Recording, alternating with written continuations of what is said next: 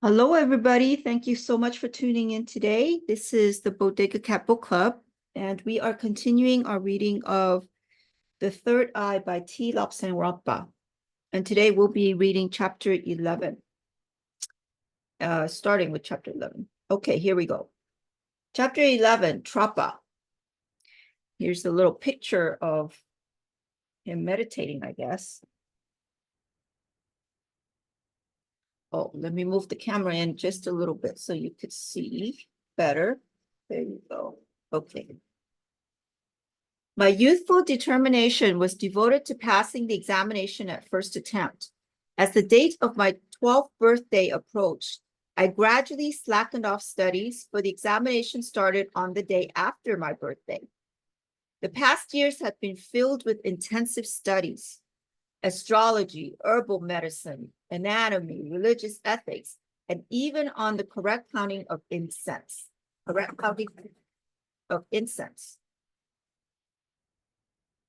Tibetan and Chinese languages with special reference to good calligraphy and mathematics. There had been little time for games. The only game we had time for was judo, because we had a stiff examination on this subject. About 3 months before, the Lama Mingar Dandop had said, "Not so much revision, Lobsang, it merely clutters up the memory. Be quite calm as you are now, and the knowledge will be there." As the day arrived, so the day arrived. At 6 in the morning, I and 15 other candidates presented ourselves at the examination hall. We had a short service to put us in the right frame of mind, and then, to make sure that none of us had yielded so unpriestly temptation, we had to strip and be searched, after which we were given clean robes. The chief examiner led the way from the little temple of the examination hall to the closed cubicles. These were stone boxes about 3 feet by 10 feet in size and about 8 feet high. Outside the boxes, police monks patrolled all the time. Each of us was led to a cubicle and told to enter. The door was shut, locked, and a seal applied. When all of us had been sealed into our own little box, monks brought writing materials and the first set of questions to a small trap in the wall. We were also brought buttered tea and sampa. The monk who brought that told us that we could have sampa 3 times a day and tea as often as we wanted. Then we were left to deal with the first paper, 1 subject a day for 6 days, and we had to work from the first light in the morning until it was too dark to see at night. Our cubicles had no roof, so we got whatever light came into the main examination hall. We stayed in our own separate boxes all the time. For no reason whatever were we permitted to leave. How about going to the bathroom? Or eating? Anyways, inquiring minds want to know. As the evening light began to fade, a monk appeared at the trap and demanded our papers. We then lay down to sleep until the following morning. From my own experience, I can say that an examination paper on one subject, which takes 14 hours to answer, certainly does test one's knowledge and nerves. On the night of the 6th day, the written examinations were at an end. We were kept in our cubicles that night because in the morning we had to clean them out and leave them as we found them. The rest of the day was ours to spend as we desired. 3 days later, when our written work had been checked and our weaknesses noted, we were called before the examiners one at a time. They asked us questions based on our weak points only, and their interrogation occupied the whole of the day. The next morning, the 16 of us had to go to the room where we were taught judo. This time, we were going to be examined on our knowledge of strangleholds, locks, breakfalls, throws, and self-control. Each of us had to engage with 3 other candidates. The failures were soon weeded out. Gradually, the others were eliminated, and at last, due solely to my early training at the hands of Zhu, I was the only one left. I, at least, had passed top in judo. But only because of my early training, which at the time I had thought brutal and unfair. We were given the next day to recover from the hard days of examination, and on the day following, we were informed of the results. I and 4 others had passed. We would now become, we would now become trapas or medical priests. The Lama Mingardandop, whom I had not seen during the whole time of the examination, sent for me to go to his room. As I entered, he beamed upon me. You have done well, Lobsang. You are at the top of the list. The Lord Abbot has sent a special report to the inmost one. He wanted to suggest that you be made a Lama right away, but I have opposed it. He saw my rather pained look and explained, it is much better to study and pass on your own merits. To be given the status is to miss much training which you will find vital in later life. However, you can move into the room next to mine because you will pass the examination when the time comes. That seemed fair enough to me. I was quite willing to do whatever my guide thought best. It gave me a thrill to realize that my success was his success, that he would get the credit for training me to pass as the highest in all subjects. Later in the week, a grasping messenger, tongue protruding and almost at the point of death, apparently, arrived with a message from the inmost one. Messengers always use their histrionic talents to impress upon one the speed with which they had traveled and the hardships they had endured to deliver the message entrusted to them. As the Potola was only a mile or so away, I thought his act was rather overdone. The inmost one congratulated me on my pass and said that I was to be regarded as a Lama from that date. I was to wear Lama robes and have all the rights and privileges of that status. He agreed with my guide that I should take the examinations when I was 16 years of age, as in this way you will be induced to study those things which you would otherwise avoid, and so your knowledge will be increased by such studying. Now that I was a Lama, I should have more freedom to study without being held back by a class. It also meant that anyone with specialized knowledge was free to teach me, as I could learn as quickly as I wished. One of the earliest things I had to learn was the art of relaxation, without which no real study of metaphysics can be undertaken. One day, the Lama Mingardandop came into the room where I was studying some books. He looked at me and said, Lobsang, you are looking quite intense. Oh, sorry, you are looking quite tense. You will not progress at peaceful contemplation unless you relax. I will show you how to do it.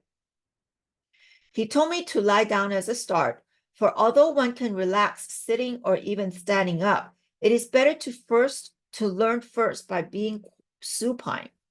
Imagine you have fallen off a cliff, he said.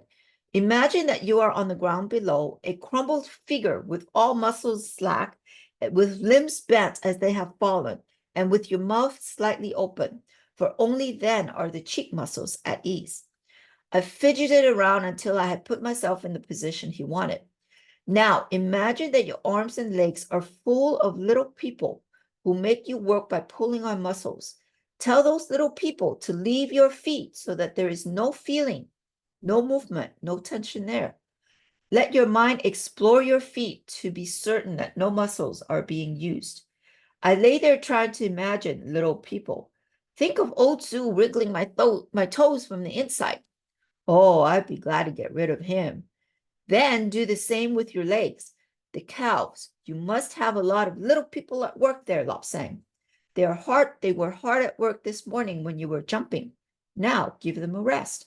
March them up towards your head. Are they all out? Are you sure? Feel around with your mind. Make them leave the muscles untended so that they are slack and flaccid. Suddenly he stopped and pointed. Look, he said, you have forgotten someone in your thigh. A little man is keeping a tight muscle in your upper leg. Get them out, Lobsang, get them out. Get him out. Finally, my legs were relaxed to his satisfaction. Now, do the same with your arms, he said, starting with your fingers. Make them leave, up past the wrists, march them to the elbows, to the shoulders. Imagine that you are calling away all those little people so that there is no longer any strain or tension or feeling. After I had got so far, he said, now we come to the body itself. Pretend that your body is a lamasery. Think of all the monks inside pulling on muscles to make you work. Tell them to leave.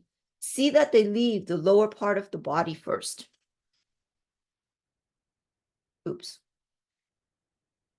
After slacking off all the muscles, make them drop what they are doing and leave.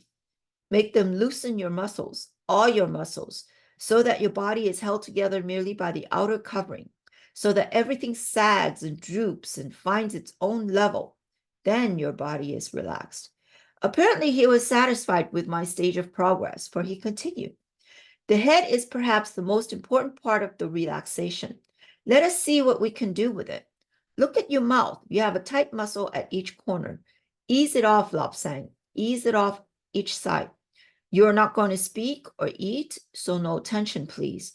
Your eyes are screwed up. There is no light to trouble them, so just lightly close the lids, just lightly, without any tension.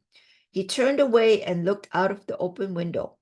Our finest exponent of relaxation is outside sunning herself. You could take a lesson from the way in which a cat relaxes. There is none who can do it better. Ain't that the truth? It takes quite a long time to write this, and it seems difficult when it is read, but with just a little practice, it is a simple matter to relax within a second. This system of relaxation is one which never fails. Those who are tense with the cares of civilization would do well to practice on these lines and the mental system which follows. After this latter, I was advised to proceed somewhat differently. The Lama Mingodandop said, there is little gain in being at ease physically if you are tense mentally. As you lie here physically relaxed, let your mind for a moment dwell on your thoughts. Idly follow those thoughts and see what they are. See how trivial they are. Then stop them. Permit no more thoughts to flow. Imagine a black square of nothingness, with the thoughts trying to jump from one side to the other. At first, some will jump across. Go after them, bring them back, and make them jump back across the black space. Really imagine it, visualize it strongly, and in a very short time, you will see blackness without effort, and so enjoy perfect mental and physical relaxation. Here again, it is far more difficult to explain than do. It really is a very simple affair with slight practice, and one must have relaxation. Many people have never shut off their mind and thoughts, and they are like the people who try to keep going physically day and night. A person who tried to walk without rest for a few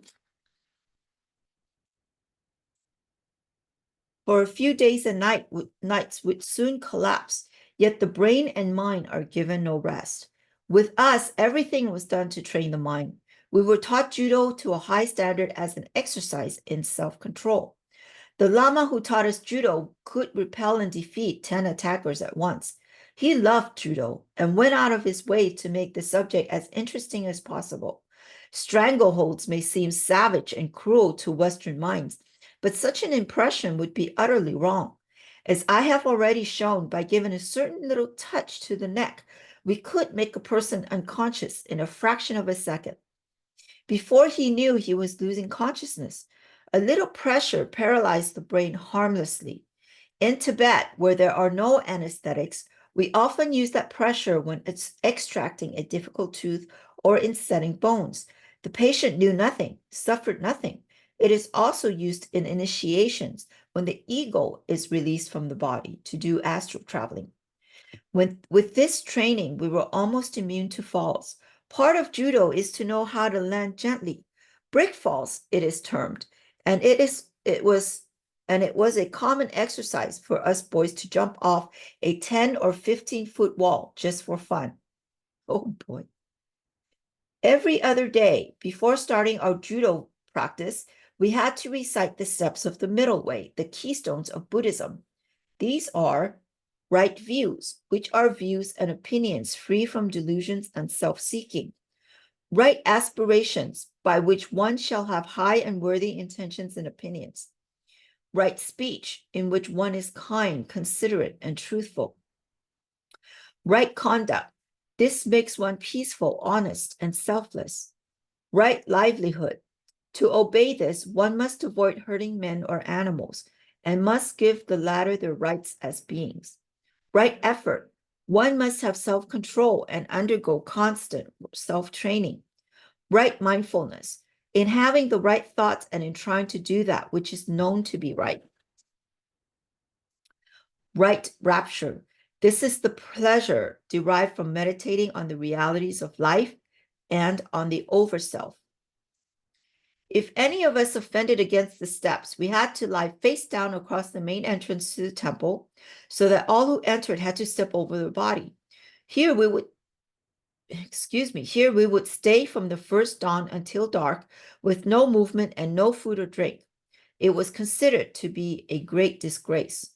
Now I was a lama, one of the elite, one of the superior ones. It sounded just fine, but there were catches. Before I had to obey the frightening number of 32 rules of priestly conduct. As a lama, to my horror and dismay, I found that the total was 253. And at Chokpori, the wise lama did not break any of those rules.